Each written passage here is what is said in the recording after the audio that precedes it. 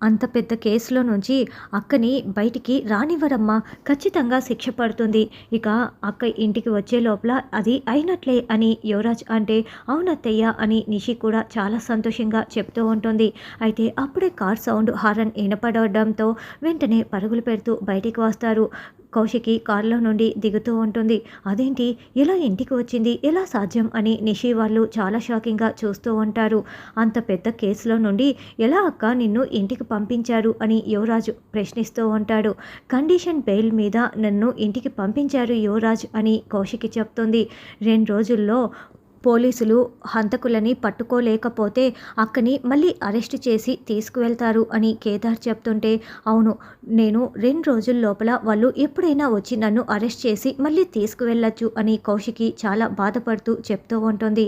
తర్వాత నిషి, వైజయంతి, యువరాజ్ మళ్ళీ గదిలో మాట్లాడుకుంటూ ఉంటారు. అత్తయ్య, ఇప్పుడు కనుక మనం చాలా జాగ్రత్తగా ప్లాన్ చేశామనుకో, వదిన్ని 14 సంవత్సరాలు జైలు శిక్ష పడేలా చేయొచ్చు. ఒక్కసారి మనం ఆ చైర్లో కూర్చుంటే ఇక ఎప్పటికీ కూడా అది మనదే అత్తయ్య. ఈసారి చాలా పకడ్బందీగా ప్లాన్ చేయాలి అని నిషి అంటుంది. ఇంకోవైపు కౌశికి తన గదిలో బాధపడుతూ ఉంటే, వదిన, మీరు ఈ కేసు నుండి బయటపడతారు. మిమ్మల్ని నేను కాపాడుతాను. మీరు ఏ తప్పు చేయలేదు కదా, ధైర్యంగా ఉండండి అని ధాత్రి, కేదార్ ఇద్దరు ధైర్యం చెప్తూ ఉంటారు.